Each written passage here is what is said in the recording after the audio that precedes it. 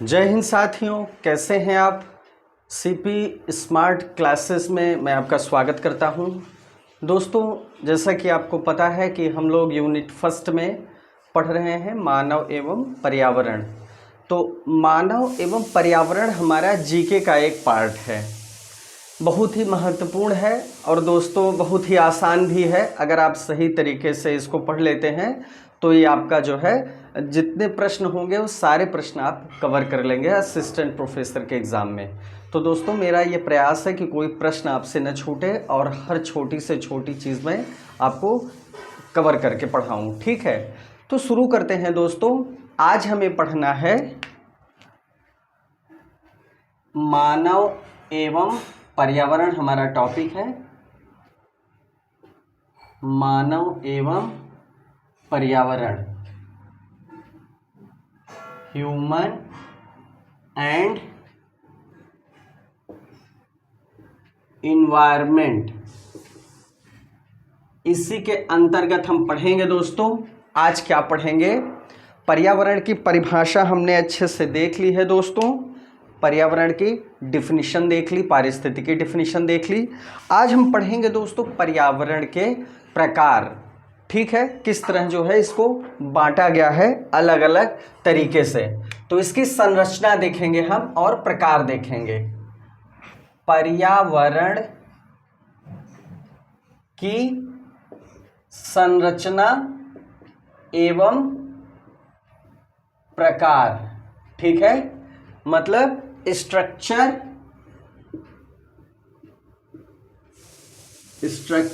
And types of environment. देखिए दोस्तों, इस टॉपिक को पढ़ने के बाद कम से कम ये होगा कि आपको जो है इस टॉपिक से किसी भी तरह का कोई सवाल पूछ ले कभी गलत नहीं होगा, ये मेरा प्रयास रहेगा। आराम से समझते हुए पढ़िए। पर्यावरण की संरचना एवं प्रकार, मतलब हमें स्ट्रक्चर देखना है, इन्वायरमेंट का स्ट्रक्चर देखना है कि ये किस तरह जो है बना होता है और ये कितने प्रकार का हो सकता है। आइए देखते हैं। देखिए, इसको दो तरीके से बांटा जा सकता है। ए में हम क्या कह सकते हैं? पर्यावरण क्या होता है? पर्यावरण भौतिक या अजैविक होता है, भौतिक या अजैविक पर्यावरण। और दूसरा जो है बी जो होगा दोस्तों, जो बी होगा वो क्या होगा? जैविक पर्यावरण। देखिए, दो चीजें हैं, अजैविक और जैविक, या भौतिक या अजैविक और जैविक। जैविक को हम क्या कहेंगे? बायोटिक इन्वायरमेंट, ठीक है। और ये क्या होगा? फिजिकल और अबायोटिक इन्वायरमेंट। अब समझिए, एक है फिजिकल या अजैविक पर्यावरण जिसको फिजिकल और अबायोटिक इन्वायरमेंट कहते हैं, दूसरा जैविक पर्यावरण है या बायोटिक इन्वायरमेंट है। बायो शब्द जहां जुड़ा है तो आप समझ सकते हैं जीवन से संबंधित है, यहां निर्जीव से। अबायोटिक जुड़ा है इसलिए ये निर्जीव को दर्शाता है, ये सजीव को दर्शाता है। इसका मतलब हुआ, सरल भाषा में समझें तो इसका मतलब हुआ कि पर्यावरण की संरचना या प्रकार दो तरीके से निर्मित होता है। पहला निर्जीव वस्तुओं से या भौतिक वस्तुओं से, दूसरा सजीव वस्तुओं से। और आपको ये पता भी है कि पर्यावरण में दोनों चीज़ें विद्यमान रहती हैं, जिनमें जीवन होता है वो बायोटिक होती हैं, जिनमें जीवन नहीं होता वो भौतिक या निर्जीव होती हैं। चलिए, ये बात तो यहाँ समझ में आ गई, ठीक है। अब आगे बढ़ेंगे और देखेंगे इसमें कौन कौन सी चीज़ें कैटेगराइज की गई हैं। आइए देखते हैं। अब देखिए, भौतिक में क्या क्या चीजें आएंगी? सबसे पहले आएगा स्थल मंडल, स्थल मंडल जिसको हम लिथोस्फीयर कहते हैं। लिथोस्फीयर मतलब जिस पे हम रहते हैं, जिस जमीन पे हम रहते हैं वो लिथोस्फीयर या स्थलमंडल कहलाता है। ठीक, क्लियर हुआ। दूसरा जो होता है वायुमंडल, वायुमंडल जिसको हम एटमॉस्फियर कहते हैं। क्या कहते हैं? एटमॉस्फियर। तीसरी चीज जो है वो है जलमंडल। क्या है? जलमंडल, जिसको हम क्या कहते हैं? हाइड्रोस्फीयर। देखिए ये 3 प्रकार हैं फिजिकल या अबायोटिक कंपोनेंट के। देखिए दोस्तों, स्थलमंडल क्या है? स्थलमंडल पर्यावरण की एक संरचना है जिस पर हम रहते हैं। वायुमंडल से भी आप परिचित हैं, जिसमें जो है उड़ने वाले पक्षी रहते हैं, कीट पतंगे रहते हैं, और वायुमंडल का एक विस्तार है जिसमें विभिन्न गैसों का एक समुच्चय विद्यमान होता है। जलमंडल, इससे भी आप परिचित हैं कि इसमें जलमंडल का एक अपना जो है वातावरण है जिसमें बहुत सारे समुद्री जीव, मछली, जल में रहने वाले मेढक या उभयचर प्राणी भी निवास करते हैं और उनका एक अपना पारितंत्र होता है। तो ये जो तीनों मंडल हैं ये किस में आते हैं? भौतिक या अजैविक पर्यावरण में आएंगे, क्योंकि इनमें जीवन नहीं होता, ये भौतिक कारक हैं। क्लियर हुआ। अब आइए इसको देख लेते हैं, जैविक पर्यावरण को। तो जैविक पर्यावरण को आपको पहले से ही पता है कि जिसमें जीवन होगा वो जैविक पर्यावरण होगा। इसमें देखिए सबसे पहले आप रख सकते हैं वनस्पति। वनस्पति को सबसे पहले रख भी सकते हैं क्योंकि ये प्राथमिक उत्पादक हैं। जीवन का स्रोत जो है यही है। सूर्य से जो ऊर्जा होती है इसको लेके ये अपना भोजन बनाते हैं और समस्त जीवधारियों को जो इन पे निर्भर है भोजन प्रदान करते हैं। अगर हरे पौधों का अस्तित्व न हो तो इन पे निर्भर करने वाले जीवों का अस्तित्व नहीं होगा। वनस्पति को हम क्या कहते हैं? फ्लोरा कहते हैं। क्या कहते हैं? फ्लोरा, जिनका अध्ययन हम बॉटनी में करते हैं। अब देखिए इसके बाद आते हैं जंतु, जिनको हम क्या कहते हैं? फाना। क्या कहेंगे? फाना। फ्लोरा एंड फाना, इनमें जीवन होता है। तो जंतु में आपको पता है प्राथमिक उपभोक्ता आएंगे, सर्वाहारी जीव आएंगे, शिकारी जीव आएंगे, विषमपोषी जीव आएंगे, सारे जीव आएंगे। हरे पौधों को छोड़ के सारे जीव जो है किस में आते हैं? जंतु में आते हैं, विषमपोषियों में आते हैं, जो अपने भोजन के लिए इन पर निर्भर करते हैं। क्लियर हुआ। चलिए ये चीज़ें हम आगे डिटेल में देखेंगे। यहाँ पर बायोटिक इन्वायरमेंट में हमको वो देखना है कि ऐसे तत्व, ऐसे कारक जिनमें जीवन पाया जाता है। तो दोस्तों यहाँ हमने देखा 3 मंडल देखा, यहाँ पर वनस्पति और जंतु देखा, इनमें जीवन होता है। लेकिन क्या ये 2 ही होते हैं जिनमें जीवन होता है?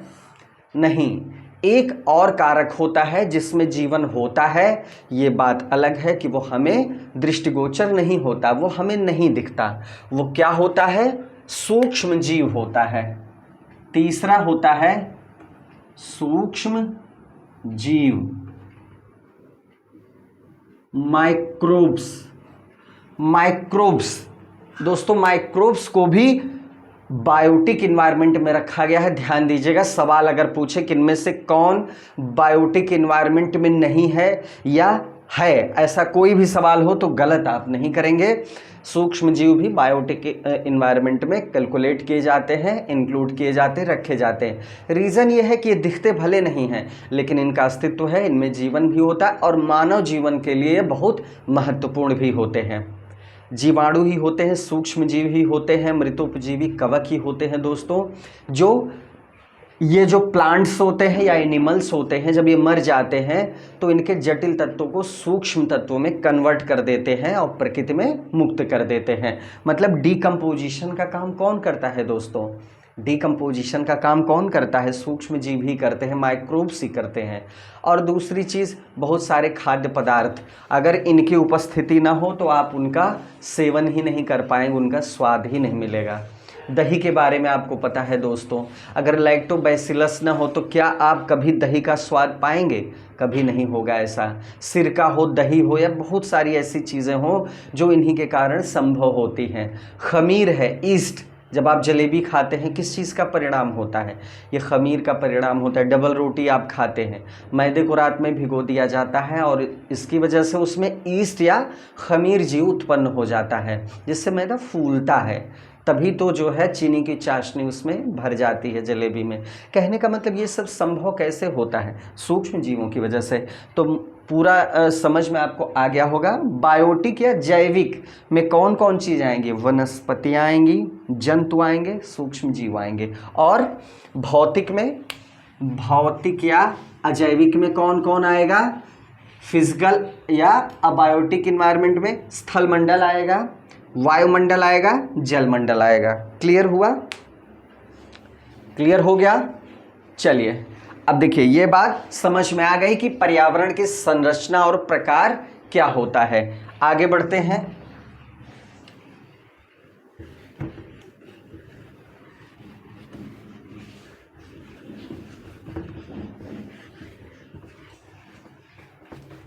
चलिए दोस्तों देखते हैं, आगे देखते हैं। इतनी बात समझ में आ गई। अब हम पर्यावरण के टाइप्स या स्ट्रक्चर देख चुके हैं। अब पर्यावरण में देखेंगे कंपोनेंट्स। ये बहुत अलग नहीं है, संघटक या घटक जो भी कह लीजिए, किन किन चीज़ों से पर्यावरण बना होता है। तो दो चीज़ें तो हमने देख ही ली, इन्हें आप कारक कहिए या घटक कहिए। एक चीज़ और शामिल है, इसलिए इसको थोड़ा सा डिटेल में हम देखेंगे। पर्यावरण के संघटक या इसको घटक भी कह सकते हैं, components of environment. Okay, components of environment. कौन कौन से संघटक हैं इसको देखेंगे, पूरी तरह से समझने का प्रयास करेंगे। देखिए दोस्तों, हमने देख ही लिया है। सबसे पहले जो पहला था वो क्या था? भौतिक या अजैविक संघटक। हमने देखा था इसको फिजिकल या अबायोटिक, हमने देखा था एनवायरनमेंट को। अब इसमें हम देखेंगे तीनों चीजों को एक एक करके देखेंगे। तो भौतिक या अजैविक संघटक में हमने देखा था स्थल मंडल, जलमंडल और वायुमंडल को। अब इसमें अगर और डिटेल करें तो क्या आएगा दोस्तों? ताप जो होगा, टेम्परेचर। टेम्परेचर किस में आएगा? भौतिक कारक टेम्परेचर है, ठीक है। टेम्परेचर क्या है? भौतिक कारक है। तो ताप है, ऊष्मा है, मृदा है, वायु है। ये अजैविक होते हुए भौतिक कारक हैं। मतलब वायुमंडल, जलमंडल, स्थल मंडल तो एक मौलिक चीज है, लेकिन अगर और चीजों को देखें, और कारकों को देखें, भौतिक कारकों को, तो जैसे वायु है, मृदा है, ऊष्मा है, ताप है, ये भौतिक कारक है। इनमें जीवन नहीं होता, लेकिन जीवन के लिए बहुत महत्वपूर्ण तत्व इनमें विद्यमान होते हैं। अगर वायु नहीं होगी या जल नहीं होगा, ठीक है, इसमें आप जल भी कह सकते हैं, जल है। ये सारी चीजें क्या हैं? ये सारी चीजें जीवन के लिए आवश्यक है, लेकिन ये क्या है? भौतिक या अजैविक है। ठीक है, बात क्लियर हो गई। वही स्थल मंडल, जल मंडल और वायुमंडल जो था, उसको हमने और कुछ चीजें शामिल कर दी उसमें, बस इतनी सी बात है। तो ये घटक हैं, ठीक है। ये क्या है? ये घटक या संघटक हैं किसके? इन्वायरमेंट के या पर्यावरण के। ये सारी चीजें मिलकर पर्यावरण बनाती हैं। अंतर ये होता है कि इनमें जीवन नहीं होता। अब दूसरी चीज जिसको देखेंगे उसमें जीवन पाया जाता है। दूसरी चीज क्या है? जैविक संघटक। दूसरी चीज क्या है? जैविक संघटक। क्लियर हुआ? चलिए, क्लियर हुआ? ठीक है, तो इसमें क्या आएगा? चलिए सारे जीवों को देख लीजिए। तो मनुष्य तो खुद ही एक जीव है, तो मनुष्य को आप रख लीजिए। जंतु है, पादप है, सूक्ष्म जीव हैं, इनको हम पहले ही देख चुके हैं। अब इसमें आप जितने सारे जीव हैं, वनस्पतियां हैं, मनुष्य हैं, सबको शामिल कर सकते हैं। सारे सूक्ष्म जीव या जो कवक होते हैं जिनमें भी जीवन होता है उनको इसमें शामिल कर सकते हैं। तो जैविक हमको समझ में आ गया, ये कारक भी हमको समझ में आ गए कि ये छोटे छोटे जो कारक हैं अजैविक हैं, लेकिन पर्यावरण के महत्वपूर्ण घटक है या संघटक हैं। अब जो तीसरी चीज हमें देखनी है संघटक में, वो है ऊर्जा संघटक या एनर्जी कंपोनेंट। यही चीज हमने पर्यावरण के टाइप्स में या स्ट्रक्चर में नहीं देखी थी, लेकिन घटक में इसको हम समझेंगे। तो ऊर्जा संघटक क्या है दोस्तों? ऊर्जा संघटक ये है कि पर्यावरण में एक तो जैविक एक अजैविक कारक होते हैं, ये तो एकदम क्लियर हो गया। लेकिन दोस्तों ऊर्जा का एक प्रवाह होता है। ये पर्यावरण तभी गतिशील है या क्रियाशील है जब इसमें ऊर्जा का प्रवाह है।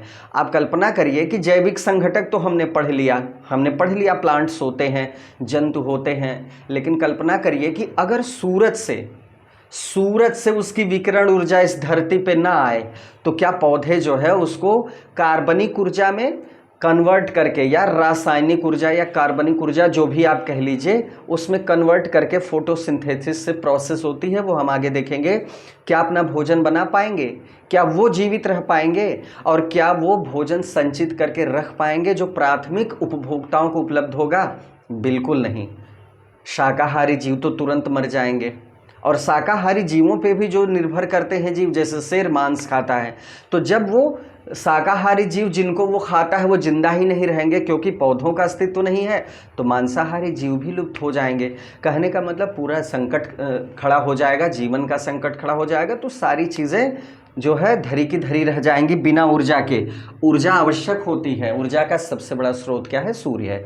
तो ऊर्जा संघटक में हम दो प्रकार की ऊर्जा देखेंगे, सौर, जिसको हम क्या कहते हैं? सोलर, और भूतापीय या जियो, जिसको हम क्या कहेंगे? जियोथर्मल ऊर्जा या एनर्जी। क्लियर हुआ? दो तरह की ऊर्जा है पर्यावरण में, ठीक है। ऊर्जा तो बहुत सारी, इलेक्ट्रिक एनर्जी भी है, परमाणु एनर्जी भी है, लेकिन वो क्रिएट की गई है। ये प्राकृतिक है, सोलर एनर्जी प्राकृतिक है। भूतापीय ऊर्जा जो जमीन के अंदर, भू के अंदर जो विद्यमान होती है वो क्या होती है? भूतापीय या जियोथर्मल। इसको हम देखेंगे बाद में थोड़ा सा डिटेल में। तो ये ऊर्जा संघटक होते हैं जिससे पूरा इन्वायरमेंट या पूरा जो है पर्यावरण निर्मित होता है। तो हमने स्ट्रक्चर भी देखा, स्ट्रक्चर में स्थल मंडल, जलमंडल, वायुमंडल, और हमने उसमें देखा जैविक संघटक में, जैविक इन्वायरमेंट में या बायोटिक इन्वायरमेंट में क्या देखा? उसमें हमने माइक्रोब्स या सूक्ष्म जीव को भी देखा, उसी के साथ फ्लोरा और फाना को देखा। फ्लोरा मतलब क्या होता है? वनस्पति। फाना मतलब क्या होता है? जंतु या एनिमल।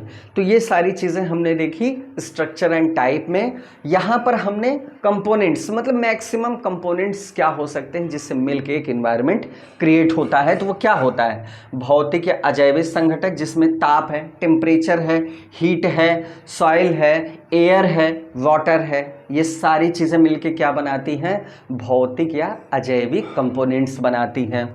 जैविक संघटक क्या होते हैं? मनुष्य, जंतु, पादप और सूक्ष्मजीव या माइक्रोब्स। और एनर्जी कंपोनेंट्स मतलब इस पर्यावरण को सुचारू रूप से चलने के लिए या फंक्शनल जो है प्रोसेस करने के लिए इम्पॉर्टेंट होता है कि इसके जो है एक एनर्जी का फ्लो चलता रहे। एनर्जी जरूरी है, वो जो है इस फ्लो को बरकरार रखती, बनाए रखती है, जिसमें सोलर एनर्जी है और जियोथर्मल एनर्जी है, मतलब सौर ऊर्जा है और भूतापीय ऊर्जा है। क्लियर हुआ? तो ये चीज़ हमारा क्लियर हो गया। अब आगे बढ़ेंगे। अब इसके बाद हम देखेंगे इकोसिस्टम को।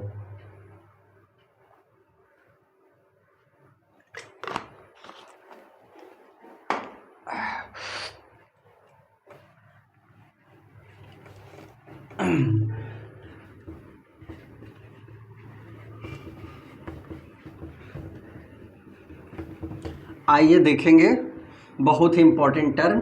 पर्यावरण हो गया आपका, इससे कोई सवाल किसी टर्म से आएगा, पूरी तरह से समझ चुके हैं। धीरे धीरे हम जब डेटा पढ़ेंगे, बहुत सारे डेटा पढ़ेंगे, आपको पूरा कॉन्सेप्ट क्लियर होगा कि हम एक एक चीज़ समझ चुके हैं। पर्यावरण, उसके घटक हम समझ चुके हैं, उसका स्वरूप कैसा होता है समझ चुके हैं। अब देखेंगे बहुत ही इंपॉर्टेंट टर्म है दोस्तों, ध्यान दीजिएगा, पारिस्थितिक तंत्र। पारिस्थितिक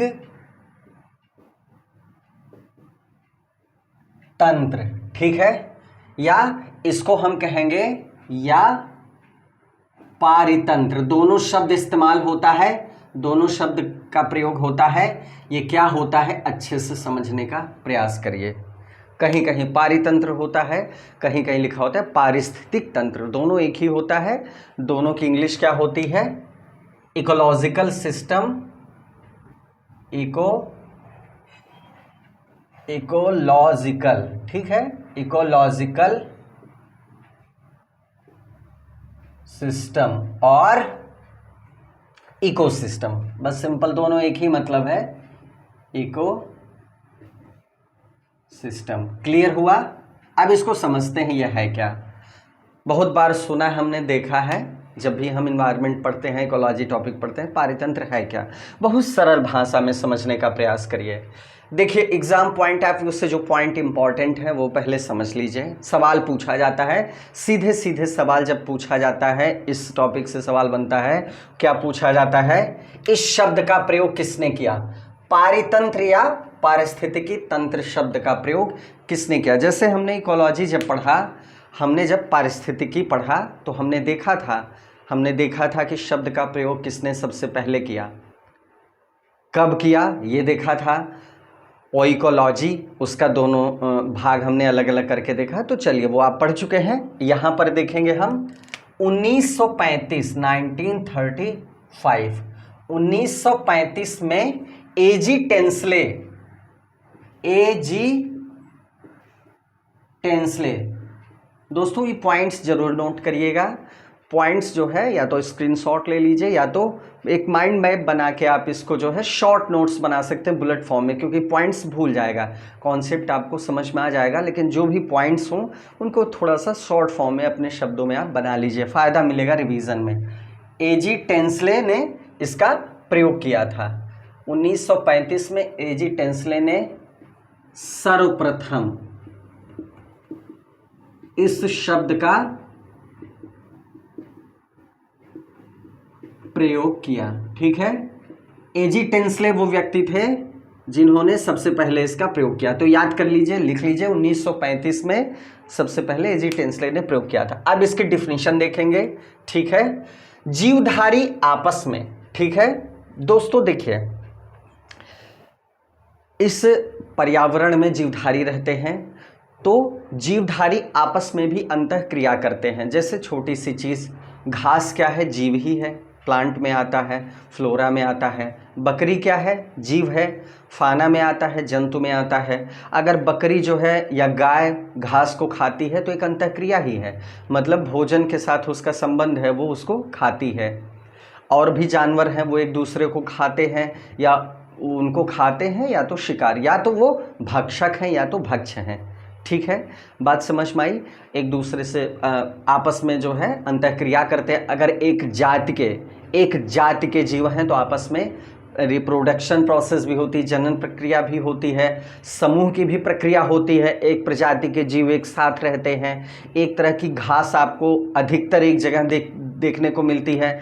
तो कहने का मतलब आपस में वो प्रतिक्रिया करते हैं, एक दूसरे के साथ इंटर रिलेशनशिप में रहते हैं। तो देखिए दो तरह की रिलेशनशिप है दोस्तों, एक तो जीव अपनी जाति में करते हैं और दूसरा अन्य जाति के जीवों के साथ करते हैं। तो एक प्रक्रिया ही हो गई कि जीवों के साथ आपस की अंतःक्रिया, और दूसरी चीज जीवों की निर्जीव या प्राकृतिक या अबायोटिक कंपोनेंट के साथ प्रतिक्रिया।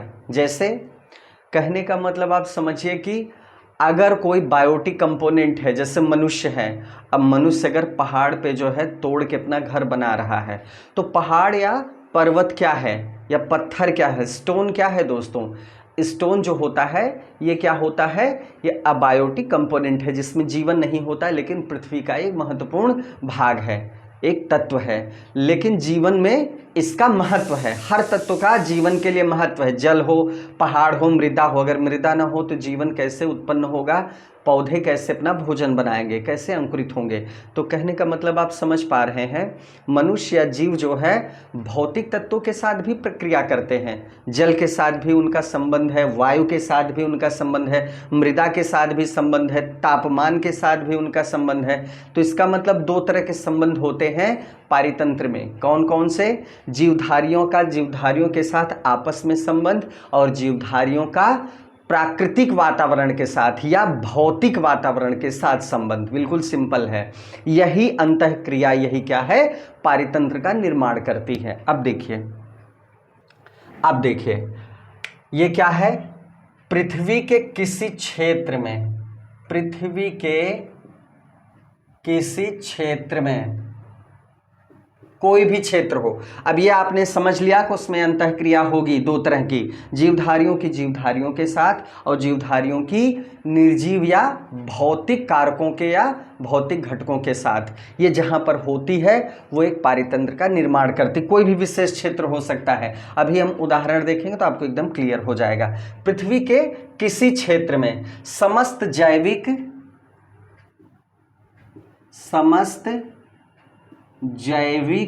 और अजैविक, मतलब या तो जैविक या अजैविक तत्वों का, जैविक और अजैविक तत्वों का अंतर संबंधित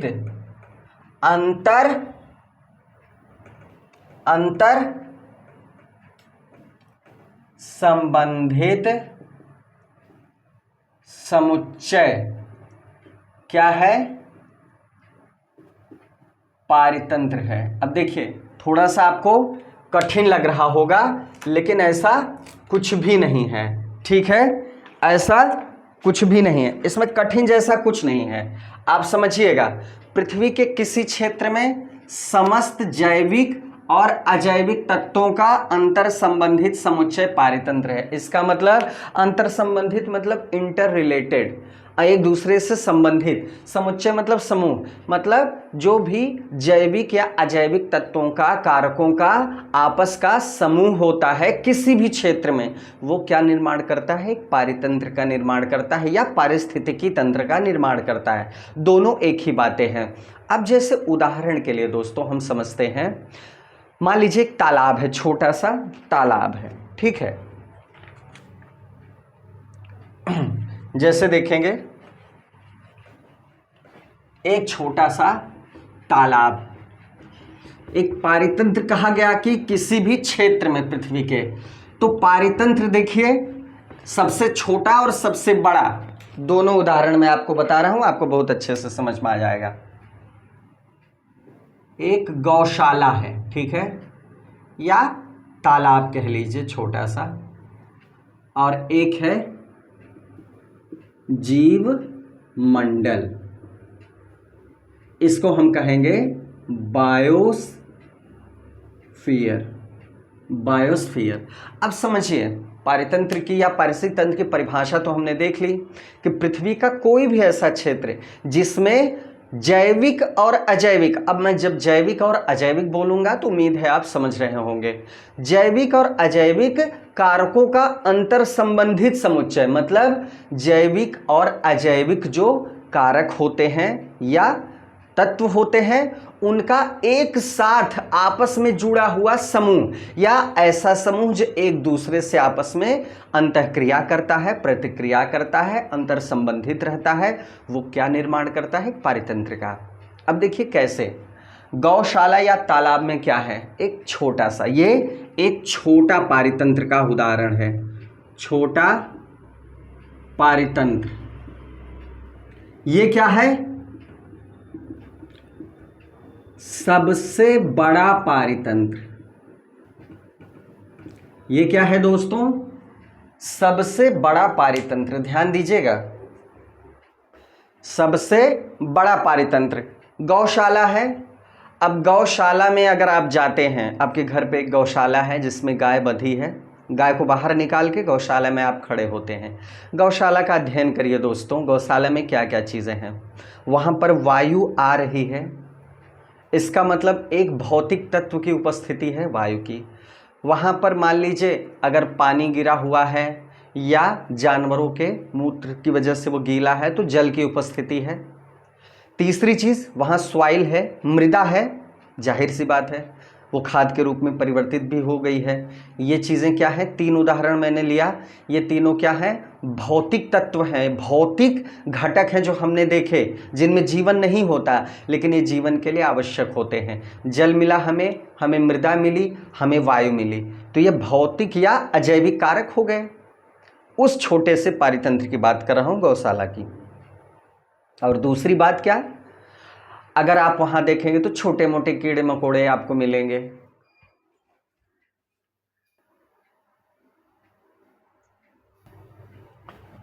तो ये जो गौशाला है, तो गौशाला एक छोटे पारितंत्र का निर्माण करती है, क्योंकि आपने देखा इसमें मिट्टी भी विद्यमान है, जल भी विद्यमान है, वायु का प्रवेश भी है और बहुत सारे जीवों का निवास भी हो सकता है। ज़्यादातर सूक्ष्म जीवों का, छोटे छोटे जीव वहाँ पर रेंगते हैं, रहते हैं, उनका अस्तित्व होता है, भले वो हमको आँखों से न दिखें। चूहे भी रह सकते हैं, सांप भी रह सकता है, ठीक है। तो गाय तो रहती ही है। तो यहाँ एक छोटी सी गौशाला के पारितंत्र में जीवों का और अजैव कारकों का निवास स्थान है। कैसे, गाय और सूक्ष्म जीव और बहुत सारे जीव जैविक कारकों में आएंगे और अजैविक कारकों में क्या आएगा, मिट्टी आएगा, जल आएगा, मृदा आएगी, जो है वायु आएगा, ये सारी चीज़ें आएंगी। तो दोस्तों कहने का मतलब ये है कि एक छोटे पारितंत्र का उदाहरण है और ये एक दूसरे से अंतःक्रिया भी करते हैं। मतलब मिट्टी जो है उसके अस्तित्व के लिए आवश्यक है। गौशाला का अस्तित्व तभी रहेगा जब वो मिट्टी रहेगी वहाँ पर, क्लियर हुआ। वायु का अगर आवागमन रहेगा तभी वो जानवरों के रहने का स्थान बना रहेगा। अब देखिए तालाब पे आते हैं दोस्तों। तालाब एक बहुत ही खूबसूरत पारितंत्र का उदाहरण है। तालाब जैसे आपने देखा होगा कि तालाब की तली में मिट्टी है, जल तो है ही तालाब में, बहुत सारी छोटी छोटी मछलियाँ, बहुत सारे सूक्ष्म जीव, आपको काई, शैवाल, ये सारी चीज़ें आपको मिलेंगी। बहुत सारे सूक्ष्म जीव रहेंगे जिनको आप नंगी आंखों से नहीं देख सकते, बहुत सारे पादप होंगे, कहने का मतलब कमल का फूल है, बहुत सारी चीज़ें हैं। तो आपको बहुत सारे जैविक तत्व भी मिलेंगे और अजैविक तत्व भी मिलेंगे। मछलियाँ हैं, पानी में रहने वाले सांप हैं, मेढक है, बहुत सारे उभयचर जीव हैं जो तालाब में भी रहेंगे, बाहर भी रहेंगे। कहने का मतलब ये सब मिलके, मतलब जैविक और अजैविक तत्व मिलके क्या बनाते हैं, तालाब का पारितंत्र बनाते हैं। और आपको पता है ये दोनों तत्व एक दूसरे के ऊपर निर्भर रहते हैं। जैसा कि हमने देखा कि अजैविक तत्व और जैविक तत्व दोनों एक दूसरे से अंतर संबंधित होते हैं और अंतःक्रिया करते हैं, यही मिलके पारितंत्र बनाते हैं। तो ये छोटा सा उदाहरण है पारितंत्र का, ठीक है, जो अपने आप में एक कंप्लीट पारितंत्र या इकोसिस्टम है।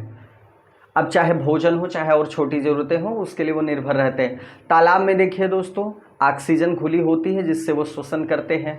अब छोटे मोटे जो है, जो पादप हैं, उनको खा के शाकाहारी मछलियाँ अपना पेट भरती हैं और सारे जीव उनको खाते हैं जो शाकाहारी होते हैं। मांसाहारी छोटी मछलियों को खा जाते हैं, जैसे बड़ी मछली है मांसाहारी तो छोटी शाकाहारी मछली को खा जाएगी या छोटे मोटे कीड़े मकोड़ों को खाएगी। इस तरह जो है तालाब का पारितंत्र एक क्रियाशील इकाई है और आपस में जैविक और अजैविक तत्व उसमें विद्यमान रहते हैं और अंतःक्रिया करते हैं। अब देखिए हम सबसे बड़े पारितंत्र को देखेंगे जो है जीवमंडल या बायोस्फीयर।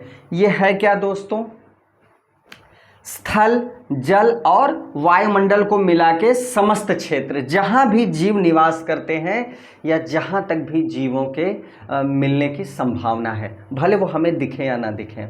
मतलब वायु में ऊपर तक जहाँ तक पक्षी हम देखते हैं, उसके अलावा बहुत सारे सूक्ष्म जीव वायु में विद्यमान होते हैं, वो मिला के क्या निर्माण करते हैं, जीवमंडल का। जल में भी है दोस्तों, बहुत सारे किस्म के जीवों का आवास क्षेत्र है। समुद्र में आप देखते होंगे कि बहुत सारे नए नए जीवों का जो है आविष्कार होता रहता है, खोज होती रहती है, वो मतलब निकलते रहते हैं कि ये नया जीव, रहस्यमयी जीव मिला, इस तरह की मछलियाँ मिली, ऐसे किस्म के जो है सूक्ष्म जीवों को जो है अभी खोजा गया हाल में। तो कहने का मतलब समुद्र तो जो है अनंत क्षेत्र है और वहाँ पर रहने वाले जो भी जीव हैं, जो भी सूक्ष्म जीव या विभिन्न प्रकार के जीव हैं, ये सब मिलके क्या करते हैं दोस्तों, एक जैव क्षेत्र का निर्माण करते हैं। तो मतलब ऊपर आकाश, नीचे पाताल समझ लीजिए, जलमंडल समझ लीजिए, और स्थल पे तो हम रहते ही हैं। इन सबको मिला के जहाँ तक भी जीवन की संभावना है, सब क्या है, जीवमंडल या बायोस्फीयर। मतलब स्फीयर मतलब वह गोला या वह क्षेत्र जहाँ भी बायो की संभावना हो या जीवन की संभावना हो।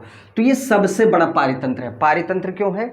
क्योंकि इस पूरे बड़े पारितंत्र में क्या होता है, जैविक कारक अजैविक कारकों के साथ एक साथ मिल के जो है अंतर संबंधित रहते हैं और एक दूसरे के साथ अंतर क्रिया करते हैं।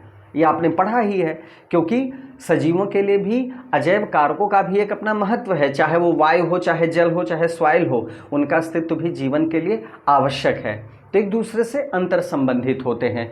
पारितंत्र हमने समझा, ये सबसे छोटे एग्जाम्पल हैं। गौशाला है, तालाब है, या मान लीजिए छोटी सी नदी है, दलदली स्थान है, ये छोटे पारितंत्र के उदाहरण हैं। और जीवमंडल क्या है, सबसे बड़ा पारितंत्र का उदाहरण। समुद्र किस में आएगा? प्रश्न होगा कि इनमें से सबसे बड़ा पारितंत्र कौन सा है? तालाब, नदी, समुद्र और घास का मैदान। घास का मैदान भी एक पारितंत्र है। इसमें बहुत सारे जीव पाए जाएंगे, अजैविक कारक भी पाए जाएंगे। वहाँ पर भूमि है, लेकिन प्लांट भी है जिसमें जीवन होता है, मृदा है, पत्थर है, मतलब जैविक अजैविक दोनों कारक हैं।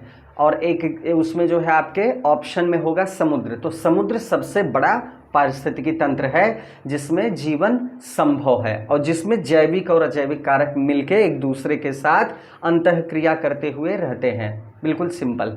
अब देखिए दोस्तों, पारितंत्र हमने समझ लिया कि पारितंत्र क्या है।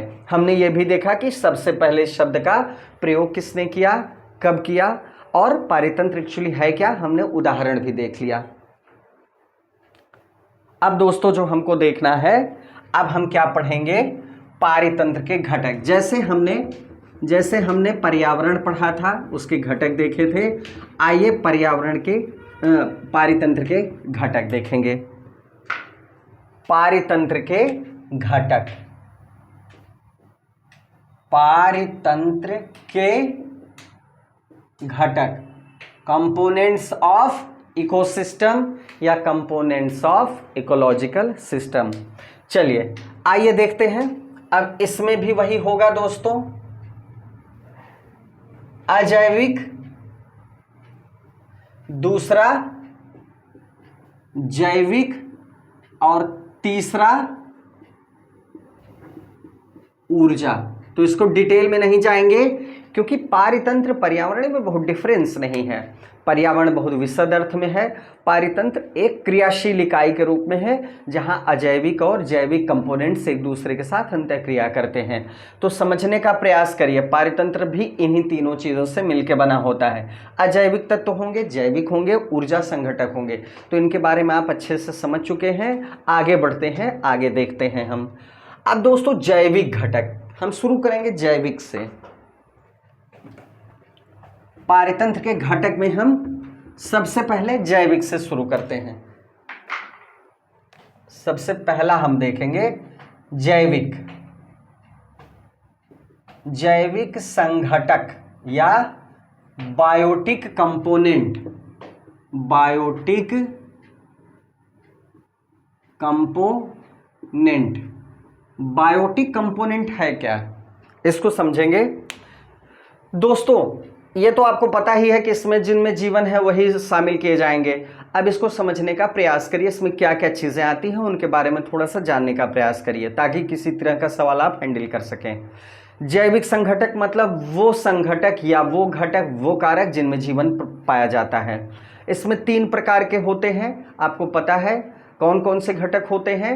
प्लांट्स होते हैं, मतलब वनस्पति, एनिमल या फ्लोरा या फाना, ठीक है। मतलब आप कह सकते हैं फ्लोरा को वनस्पति, फाना को एनिमल और माइक्रोब्स को सूक्ष्म जीव। 3 प्रकार के होते हैं, हमने देखा भी है। अब देखिए शुरू करते हैं फ्लोरा से या वनस्पति से, और इसके पहले से भी शुरू करते हैं जैविक संघटक की।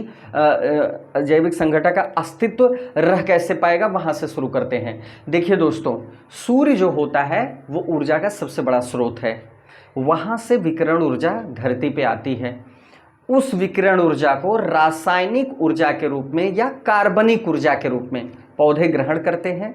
पौधे ग्रहण करके प्रकाश संश्लेषण की सहायता से एक प्रक्रिया होती है फोटोसिंथेसिस, वो जो है क्लोरोफिल की उपस्थिति में होती है। पौधों में, पत्तियों में क्लोरोफिल पाया जाता है। एक ये प्लास्टिस है, हरित लवक है, ठीक है। और इसके बाद क्या होता है, वायुमंडल से कार्बन डाइऑक्साइड, बहुत ध्यान से समझिएगा दोस्तों, फोटोसिंथेसिस में पौधे कार्बन डाइऑक्साइड ग्रहण करते हैं, कार्बन डाइऑक्साइड ग्रहण करते हैं, जल ग्रहण करते हैं। कैसे?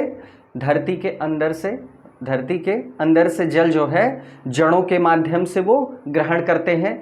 तो अंदर नीचे से जल पहुंचा उनके भागों में, पत्तियों में। वायुमंडल से उन्हें क्या प्राप्त हुआ? कार्बन डाइऑक्साइड प्राप्त हुआ। उसके बाद सूरज की विकिरण ऊर्जा प्राप्त हुई। जब ये सारे कच्चे माल उपलब्ध हो जाते हैं तो एक प्रक्रिया होती है प्रकाश संश्लेषण की, जिसे कहते हैं फोटोसिंथेसिस, या इसको कह सकते हैं भोजन बनाने की प्रक्रिया। तो क्या होता है, इसके परिणाम स्वरूप भोजन बन जाता है। और क्या होता है, उस भोजन का इस्तेमाल, उस ग्लूकोज का इस्तेमाल, या उस जो भी प्रोडक्ट बनता है, प्रोटीन भी बनता है। जब नाइट्रोजन से वो क्या बनाते हैं, प्रोटीन भी बनाते हैं। तो इन तत्वों को पौधे अपनी जैविक प्रक्रियाओं को पूरा करने के लिए इस्तेमाल करते हैं। पौधों में भी जैविक प्रक्रियाएं होती हैं, उनमें ग्रोथ होती है, उनमें पुष्पन होता है, ठीक है, फूल निकलते हैं, रिप्रोडक्शन होता है, बहुत सारी चीज़ें होती है, फल बनता है, बीज बनता है। कहने का मतलब ये है कि उनकी जो जैविक प्रक्रियाएं हैं उसके लिए उस भोजन का वो इस्तेमाल करते हैं, और बाकी बचा हुआ भोजन वो अपने भागों में संचित कर लेते हैं, विशिष्ट भागों में। हर पौधे में विशिष्ट भाग अलग अलग होता है, तो जहाँ भी जिस पौधे का विशिष्ट भाग है उसमें वो संचित कर लेते हैं। बाद में अब एक चीज़ तो आपको समझ में आ गई, जैविक संघटक में आपने सूरज की प्रोसेस देखी कि सूरज किस तरह ऊर्जा देता है पौधों को, हरे पौधों को। अब आगे क्या देखना है, हरे पौधों में संचित वो जो भोजन होता है उसको प्राथमिक उपभोक्ता, प्राइमरी जो कंज्यूमर्स होते हैं, जैसे मनुष्य है या जो शाकाहारी जीव हैं, उनको इस्तेमाल करते हैं। प्राथमिक उपभोक्ता उन संचित भोजन को इस्तेमाल करके अपना पेट भरते हैं, अर्थात भोजन की दृष्टि से वो उस पर निर्भर करते हैं। प्राथमिक उत्पादक या प्राइमरी प्रोड्यूसर कौन हो गए? वो हो गए हरे पौधे, समस्त हरे पौधे। वो अपना भी पेट भरते हैं और जीवों के लिए भी भोजन उपलब्ध कराते हैं। तो प्राथमिक उपभोक्ता कौन हुए? जो उन पे भोजन के लिए निर्भर हैं। उसके बाद द्वितीयक उपभोक्ता कौन हुए? जो प्राथमिक उपभोक्ताओं पर निर्भर हैं, अर्थात शाकाहारी जीवों पर निर्भर। अभी हम इसको आपको बताते हैं। देखिए, हरे पौधे, ऊर्जा कहाँ से चलती है? ऊर्जा के हिसाब से देखते हैं, जैविक संघटक को समझने का प्रयास करते हैं। सूर्य है, सूर्य से कार्बनिक ऊर्जा आई और प्रकाश संश्लेषण से ऊर्जा बनी, पौधों ने उसको इस्तेमाल भी किया, फिर कार्बनिक अणुओं के रूप में अपने भागों में संचित कर लिया, ठीक है। मतलब हरे पौधों में आई ये, और यहाँ कार्बनिक अणुओं के रूप में क्या हुई? संचित हो गई। कार्बनिक अणुओं के रूप में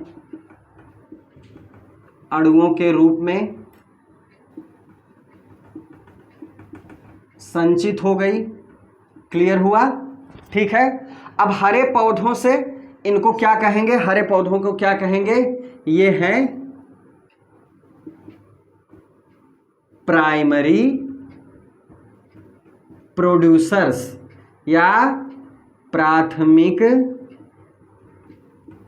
उत्पादक, ठीक है। हरे पौधों पे निर्भर करते हैं प्राथमिक उपभोक्ता, प्राथमिक उपभोक्ता, ठीक है। अब इसमें इन पर निर्भर करते हैं द्वितीयक उपभोक्ता, ठीक है। फिर कौन निर्भर करेंगे? सर्वाहारी, सर्वाहारी, और इसके बाद आएंगे अपघटक। अब देखिए, समझने का प्रयास करिए, तीनों को एक एक समझ लीजिए। दोस्तों, सूरज ऊर्जा का प्राथमिक स्रोत है।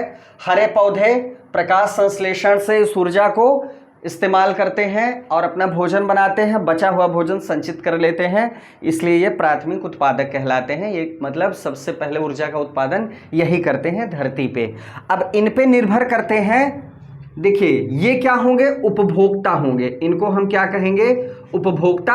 हमने इनका अलग अलग विभाजन यहीं पर कर दिया, समझा दिया आपको। प्राथमिक उपभोक्ता, द्वितीयक उपभोक्ता।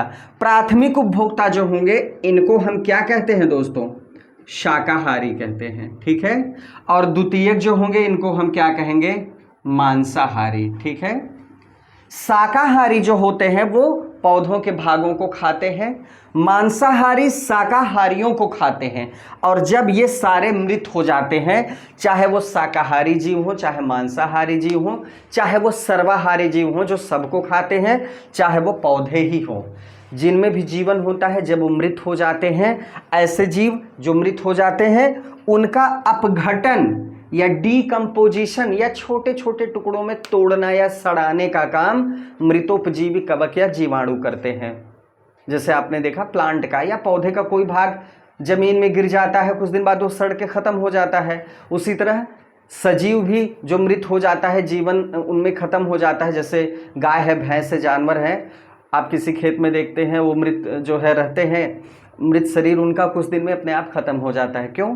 क्योंकि सूक्ष्मजीव और मृतोपजीवी कवक उनके शरीर को डिकम्पोज कर देते हैं। मृत होने के बाद वो प्रकृति में उन तत्वों को वापस लौटा देते हैं, जटिल तत्वों को तोड़ के सरल तत्वों में बांट देते हैं और प्रकृति को वापस कर देते हैं। तो ये प्रक्रिया है दोस्तों।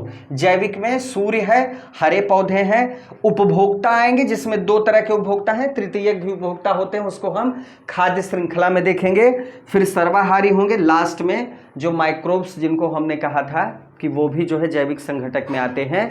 ये सारे जीवों को, चाहे वो हरे पौधे हों चाहे उपभोक्ता हों, उनके मृत होने के बाद उनके शरीर के अवशेषों को सरल टुकड़ों में परिवर्तित कर देंगे। क्लियर हुआ दोस्तों? ये है जैविक संघटक और ये प्रक्रिया है।